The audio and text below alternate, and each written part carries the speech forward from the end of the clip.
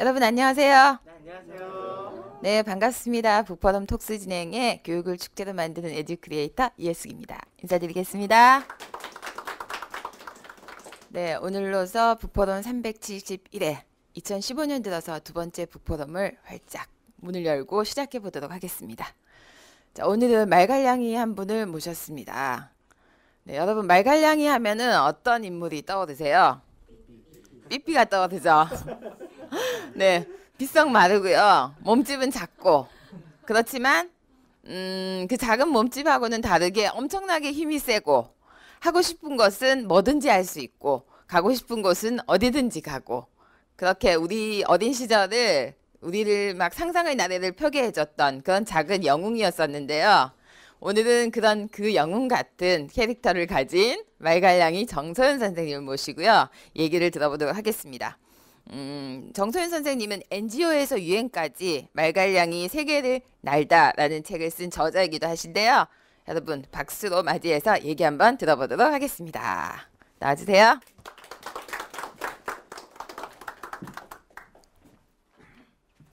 안녕하세요. 이렇게 제가 톡스에서 톡을 할 수 있게 돼서 영광입니다.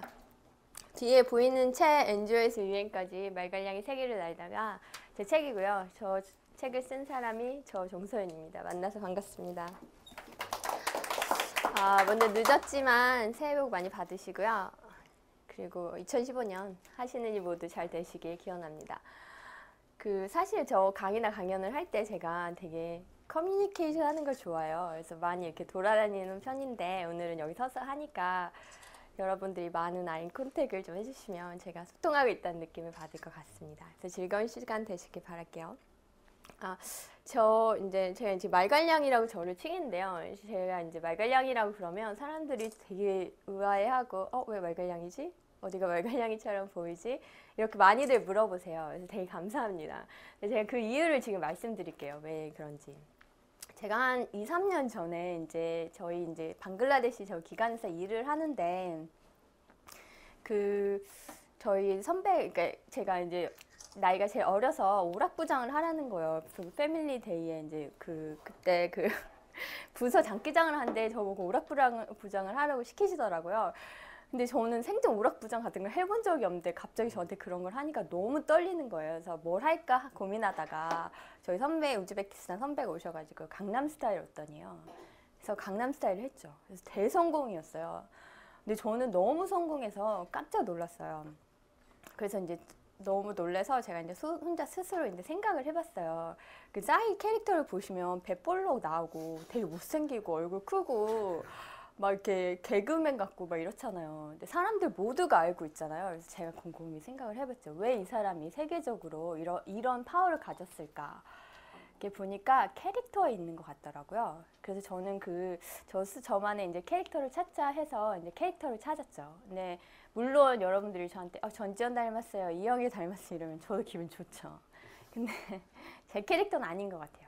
그분들은 좀 청순 가련인 것 같은데 저는 좀 되게 엉뚱하고 실험정신 강하고 액션 테이킹하고 막 이런 스타일이라서 저랑은 좀 다르지 않을까 싶어서 이렇게 저를 반영할 수 있는 단어를 찾다가 말갈량이를 찾았어요. 말갈량이 보면은 이렇게 삐삐 말씀하셨잖아요. 제 책에 삐삐 그대로 나와요. 그 삐삐가 이제 막 이렇게 주근깨가 많은 삐삐가 돌아다니면서 막 이것저것 다 만져보고 문제 일으키고 그리고 또 배우고 그리고 사실은 그 삐삐가 이제 나중에 이게 성숙해서 더 많은 일을 할 수 있는 그런 인물을 가지고 있어서 저는 말갈량이를 택했습니다. 제가 그래서 이 책은 이제 지난 10년간 제가 이제 아프리카 개독 NGO나 UN에서 이제 활동하면서 보건인으로 활동하면서 듣고 보고 느끼고 경험한 내용을 담은 책이에요. 좀 생각해 보면 되게 감회가 새로운 게 내가 어떻게 이렇게 국제적으로 일을 할 수 있을까 되게 감회가 새롭습니다. 사실 저는 열정만 있었지 가진 게 없었거든요. 2000년에 제가 처음 이제 호주 외국을 갔어요. 근데 이제 저 일념은 친구를 보겠다는 일념 하나로 갔는데 세상은 그렇게 호락하지 않더라고요. 제가 이제 공항 밖으로 입국 심사 카드를 딱 쓰고 나가는데 그 입국 카드 뒤에 보면은 이런 내용들이 있어요. 범죄자이십니까? 4만 달러 이상을 소지하고 계십니까? 그 전염병이십니까? 제가 모두 예스를 했어요. 어떻게 됐겠습니까? 그대로 끌려갔습니다. 경찰도 너무 어이가 없어서 너처럼 이렇게 당당하게 범죄자라고 고백한 사람 처음 본다고. 그럼 저를 막 웃더니 좀 조사를 하고 풀어주더라고요. 모든 게 있으니까 이제 자기들도 당한 거죠. 그러다 이제 막 이제 아 그렇구나. 그래서 좀 긍정적에서 그냥 그러니 하고 좀 이렇게 또 여행을 시작했어요. 그래서 이번엔 카지노를 갔어요. 우연히 제가 100불을 땄네요. 그래서 뭘 할까 하다가 한국에서 없는 스카이 다이빙을 해보자 이렇게 했어요. 그래서 이제 스카이 다이빙을 했죠. 근데 이제 가이드가 오더니 저한테 바지를 주면서 뭐라고 막 하는 거예요. 그래서 이제 이게 무슨 말일까 하고 이제 눈치껏 바지를 갈아입으라 그러는지 알고 저는 이제 바지를 갈아입었죠. 근데 쌩한 거예요. 그래서 이상하다. 그래서 나중에 다른 사람한테 물어보니까 바지를 위에 입는 거라 그러더라고요. 사실 얼마나 창피한지 말도 못하게 창피했습니다. 근데 그게 시발점이 됐죠. 이제 그래서 이제 제가 영어 공부를 하기 시작했어요. 근데 그때부터 제가 꿈을 꾸지 않았나 싶어요. 노력이란 게 시작되고 삶에 대한 꿈이 이렇게 꾸기 시작한 것 같습니다. 그러니까 이렇게 스티븐 스필버그가 한 말이 있어요. 이렇게 현재는 과거의 닷으로 이루어진다고. 그래서 그 닷들이 잘 어우러졌을 때 좋은 결과를 나타낸다고 그런 말들을 한다고 합니다. 그런 말을 해서 저는 그 말이 지금 생각해보면 그 말이 무슨 말인지 알겠더라고요. 그래서 이제 한국으로 들어와서 영어 공부를 막 시작하고 왜 수학을 공부하실 때 보시면 이제 집합을 배우고 그 집합에서 조금 더 나아가면 함수를 배우잖아요. 저 역시도 이제 헬로우부터 시작을 했죠. 헬로우를 배우고 막 이렇게 다니다가 그 이제 BBC, CNN 이런 거를 이제 볼 수 있는 이제 조금씩 이렇게 나아지기 시작했죠. 근데 그때 제가 대학교 4학년이었는데 그렇게 그냥 정신없이 그냥 살고 있었어요. 근데 우연히 보고 있는데 그 개도구 아이들의 처참한 일상이 보이더라고요. 그 아이들이 그 감옥에 갇혀가지고 굶주리고 질병이 시달리고 막 바퀴벌레 잡아먹고 현대판 빠삐용이 그대로 거기 있는 거예요. 그래서 전 다른 건 없었어요. 그냥 열정적이어서 이 아이들에게 삶을 선사해 주자. 그래서 이제 NGO로 제가 가기 시작을 했죠. 근데 그때 당시 NGO는 잘 알려지지 않았어요. 그래서 이제 제가 돌아다니면서 다리품을 팔고 그렇게 해서 우연히 이렇게 자리가 생기고 그래서 이제 나갈 수 있는 계기가 되었던 것 같아요. 근데 보시면 이제 뜻이 있는 길에 길이 있다는 말이 있잖아요. 그 말을 잘 이렇게 보니까 자기가 누군가를 좋아하면 그 사람을 찾게 되듯이 자기가 뭔가를 품으면 그걸 계속 찾게 되는 것 같아요. 그래서 언젠가는 길이 나오지 않나 그런 생각이 듭니다. 이제 그렇게 해서 이제 저는 이제 NGO로 갔죠.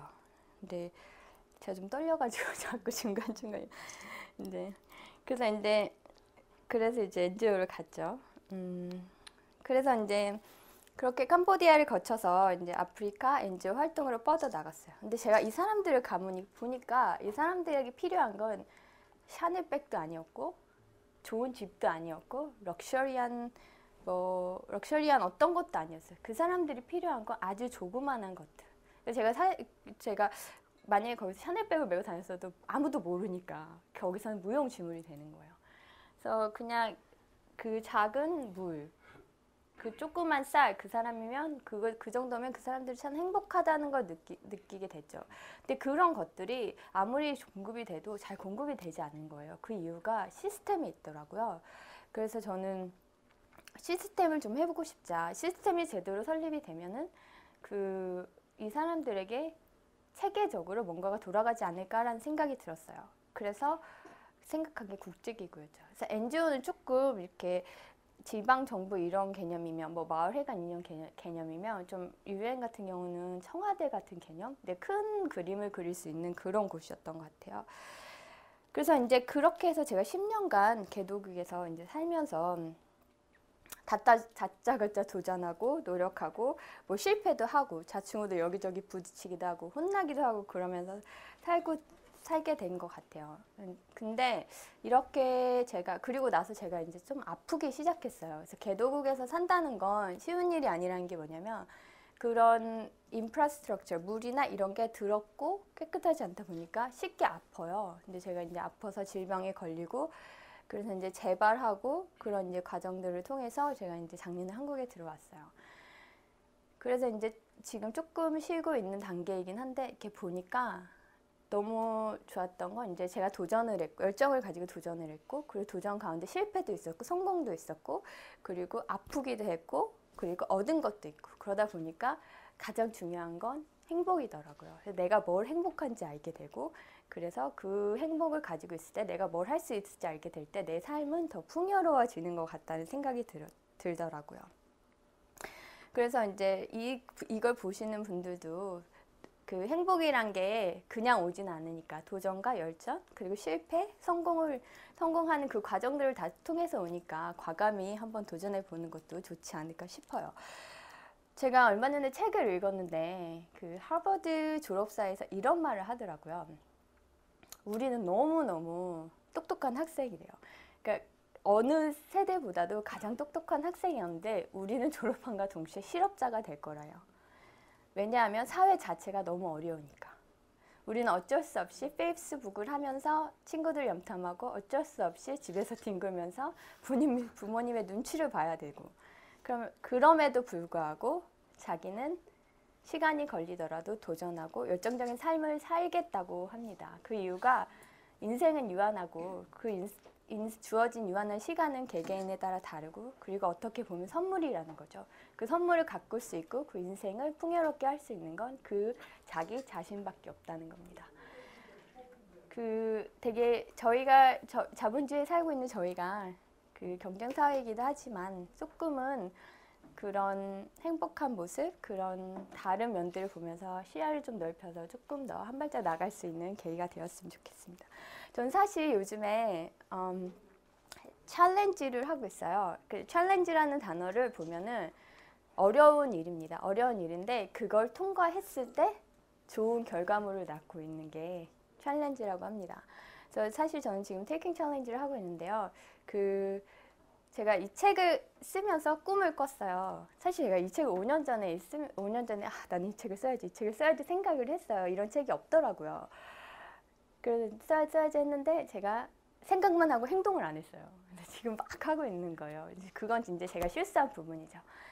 근데 이제 이 책을 쓰면서 지금 꿈을 꾸고 있는 게 대신 저는 이 책을 수출하고 싶어요. 그래서 이 배경 자체가 우리나라가 아니고 다른 나라 보니까 수출하고 싶어서 지금 그 과정을 밟고 있고 이 책이 조금 더 독자분들에게 노출이 돼서 잘 되면 그 조금 더 못 사는 나라에 가서 학교나 이런 병원 시설을 해주고 싶은 게 저의 지금 테이킹하고 있는 챌린지입니다.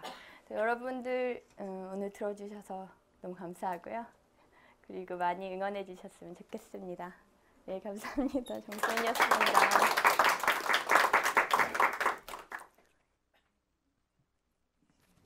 네, 책을 사고 싶은 마음이 쏙쏙 들게 만드시는 그런 멘트인 것 같은데요.